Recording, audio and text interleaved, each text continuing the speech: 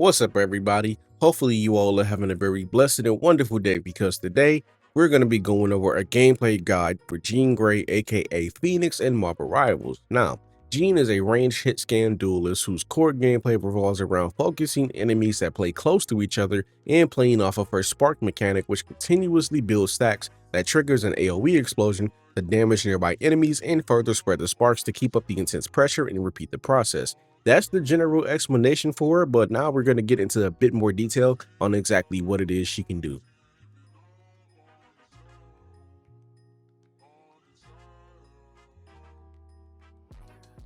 First up, we have her left click ability, Cosmic Flames.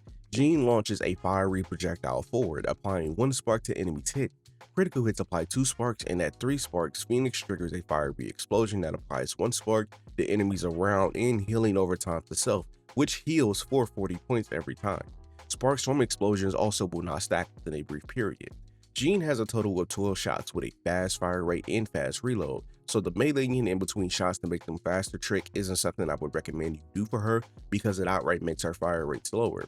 She also doesn't have a set range on her primary fire, with it reaching well past 60 meters, so I think it's safe to say her range is infinite, meaning she's going to be just as able of dealing damage far away as she is up close, but she does obtain damage fall off at 15 meters, no longer being able to 2-tap enemies and requiring 1 extra shot.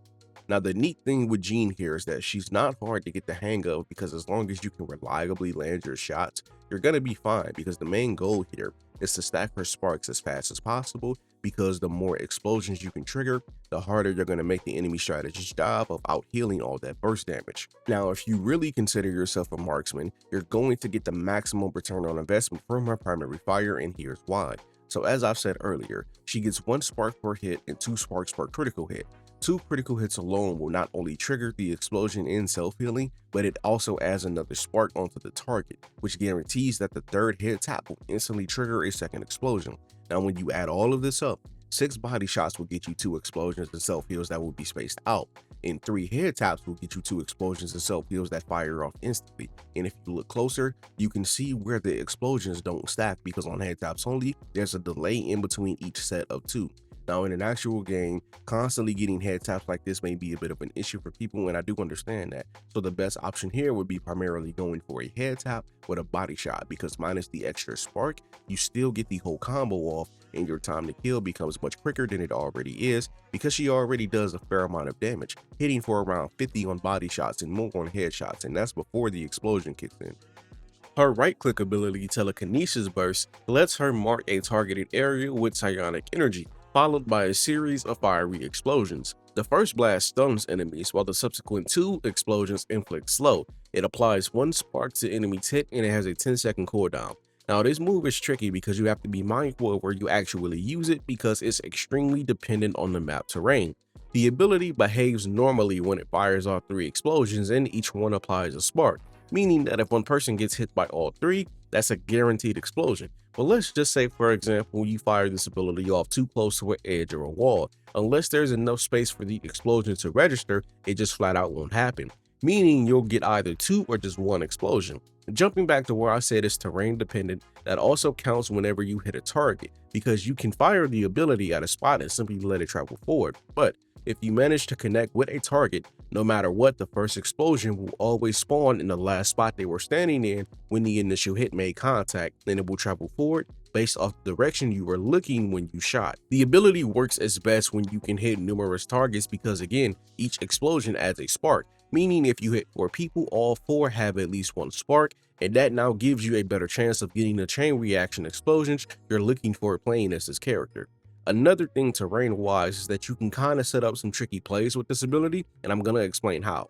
So you remember when I said that if you use this ability on something like a wall and it doesn't have the space, the animation itself will be cut short. Stay with me now.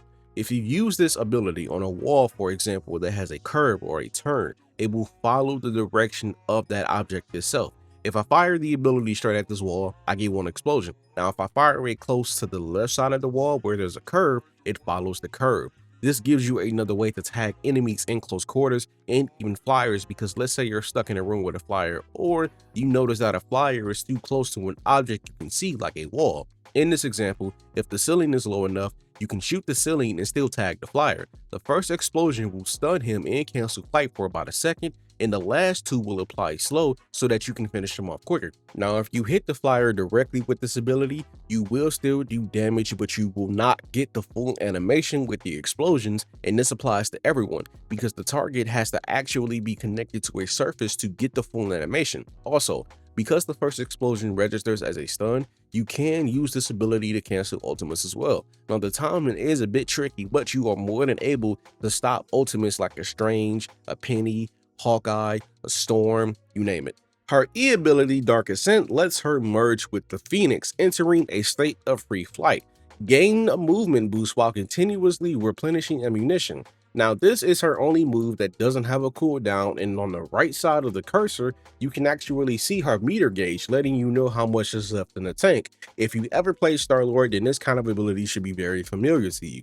However, it does come with the added bonus of refilling your ammo when used. Going from 1 ammo back up to 12 takes about 2 seconds, meaning that her normal reload is much faster, but it definitely does help whenever you're getting chased and you need to reload but can't, which is the next point that I'm getting to. While in free flight, you can technically use all of your abilities, but the only ones you can use without canceling the flight early are Telepathic Illusion and Insong Inferno, which are the ultimate and the other movement option. Now, this is a great movement option because it creates a lot of space, but at the same time, it can be more than a handy dandy escape option because as a hit scan, you're going to be the target of divers who need to take you out in order to progress forward. And it definitely gets better because, as I mentioned earlier, Jean actually has 2 movement options, and the second one gets even better. Her L-shift ability, Telepathic Illusion, lets her leave behind an illusion and instantly teleport in the desired direction, followed by detonating the illusion. Enemies hit are applied with 1 spark, and it has a cooldown of 12 seconds. Now, this ability is in the same category as her last one, but this one has a bit more bite to it. It's an instantaneous dash that is also omnidirectional, meaning that next to the normal options being forward, back, left, and right, you can also teleport in whatever direction you're looking at. So if you want to go up, just look up. Now, the illusion itself does fair damage next to the spark applying, and this movement option is definitely a bit tricky to deal with because just like the last one, is decent for simple movement, but also great for defending against being dived because you can definitely shake the average player as long as you don't teleport straight back. Plus, you can use this with Dark Ascent, giving you even more movement with the added bonus of being able to apply a spark, and that alone brings you even closer to both your self-healing and the chain reaction explosions that you should be consistently looking for as Jean Grey. Her Q ability, Insong Inferno, lets her soar into the sky with the Phoenix and crashes down onto a selected area, dealing devastating damage to enemies while creating a shockwave that destroys enemy summons, shields, and any bonus health. Enemies hit are applied with 1 spark.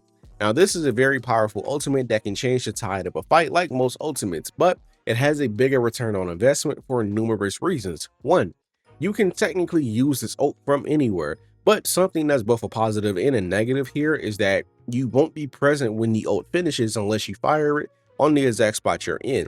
Here's what I mean.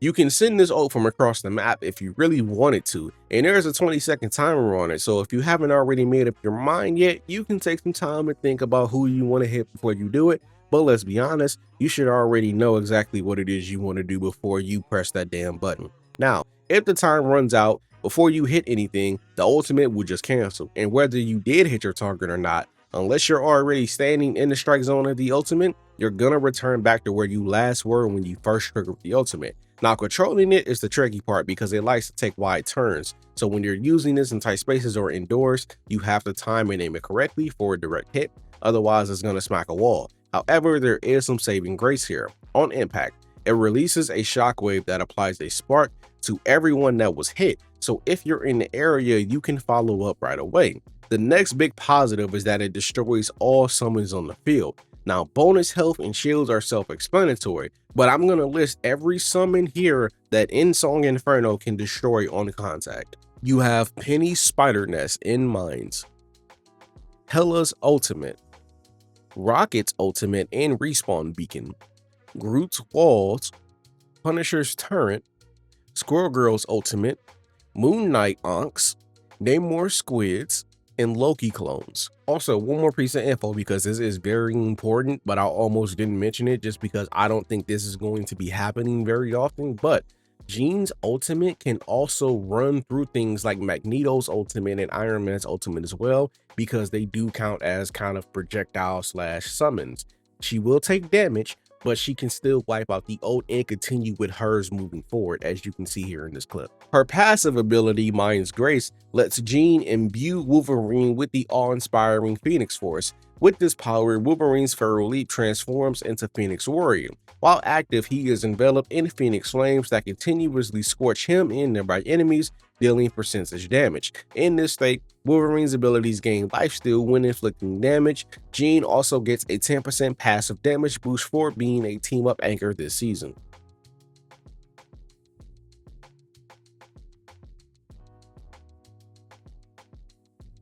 So Jean's overall strengths, in my opinion, lies in focusing enemies that rely on sticking together. As a hit scan duelist, she's great in poke and shield comps and has the movement needed to both chase down kills and create openings for her allies to push forward by forcing the enemy team to break apart in order to stall Jean's effectiveness, while also being able to be a reliable self-healer, meaning that if she's performing well, her strategists will not have to pay her much attention unless the situation is dire, and they can focus on keeping the rest of the team up as well.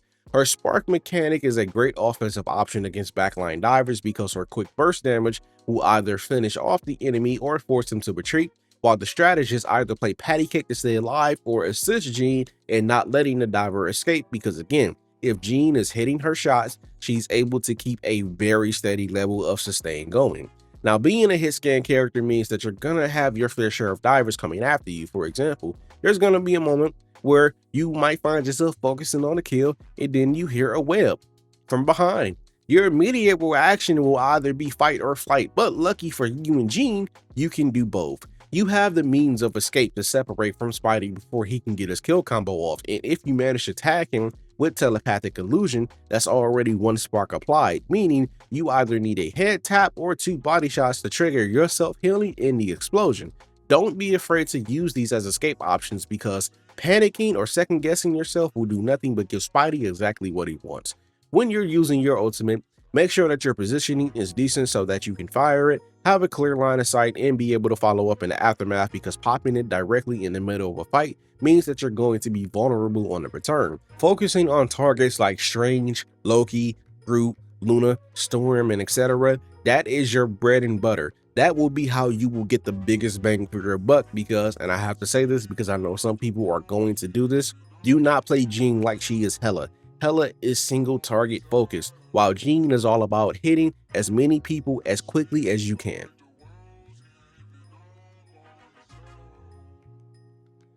On the weak point side of things, as a hit scan character, dive will always be the primary issue with her. Panther, Magic, Psylocke, Venom, you name it. If you are caught out of position, you're getting targeted. If you're doing a good job, then you're getting focused, because taking you out of the equation means that the team loses a key pillar of their offense. Besides dive, another weakness can definitely be shield comps from time to time, double shields to be exact. They will prove to be troublesome for Jean because she requires direct access to her targets. Shields means that it's going to be tougher to get her explosions going because she has to constantly play off angles or simply tear through the shield in order to get any real return on her feedback. So her efficiency is cut in half at that point. And on the diver side, things are even trickier because Jean has the resources to survive a single dive. But if it's a situation where you have divers either doubling up on you or tagging out, where one will force you to waste your utility so the second diver can come in and sweep you, means you now have a major problem, because at that point, the explosions and the self-healing can't and will not save you. Unless there's an answer for that, you're just a non-factor in the game. In order to avoid this, positioning is key. It's always key, but you need to limit the amount of chances the dives have to kill you, because another weak point revolves around you being very easy to kill if you're not managing your cooldowns correctly. Your team losing you means they lose a much needed high source of burst damage, and playing smart and safe with a little bit of calculated recklessness will definitely help defend against that.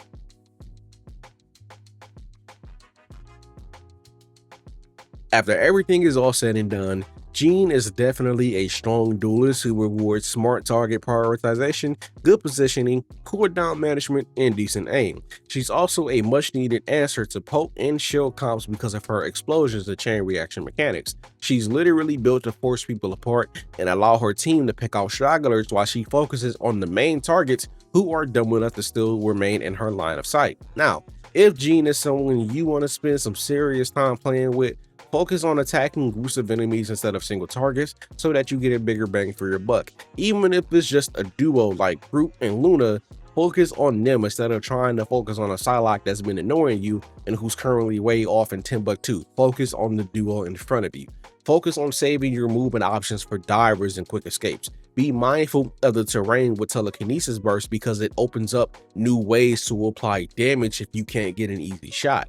Focus on headshots because the more that you get, the faster your explosions and your self-healing, specifically the self-healing, will be able to kick in, and it will help alleviate some of the pressure that the strategists have on keeping you alive. And be mindful of how you use your ultimate so that you can safely follow up after attacking, while also being able to use it as a counter ult for things like Penny's Spider Nest, Hela's ultimate, or Rocket's amplifier.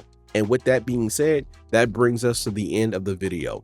Hopefully you all have enjoyed this. If you did, let me know down in the comments below what you all think about Jean's entire kit. And again, if you've enjoyed this and want to see more, please hit that subscribe and like button so you never miss out on any of my Marvel Rivals related content. And I will catch you all in the moonlight. Peace.